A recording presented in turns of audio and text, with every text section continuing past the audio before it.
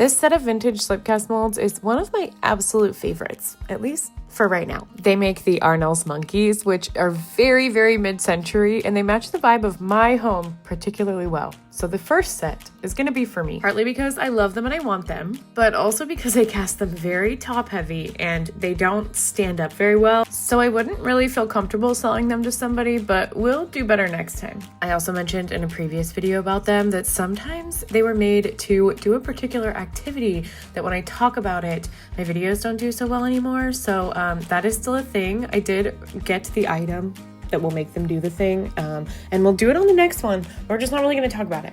Normally, I like to hand paint things or decorate them very cutesy, but with this one, I kind of went in another direction, and we're just using a very cool textured glaze for the impact that I'm looking for. Now, the hardest part about this form was trying to stilt it in the kiln. Because I glazed the bottom, it has to go on stilts, and this is my stilt drawer. Most of them have 3 points of connection, and because this form is a weird shape on the bottom, it doesn't necessarily have spots for those stilts to sit on and still balance correctly. So I'm using this pad style of stilt, and this made me so nervous. Because this one's so top heavy, I almost just laid it on its side and just accepted that there would be stilt marks on it.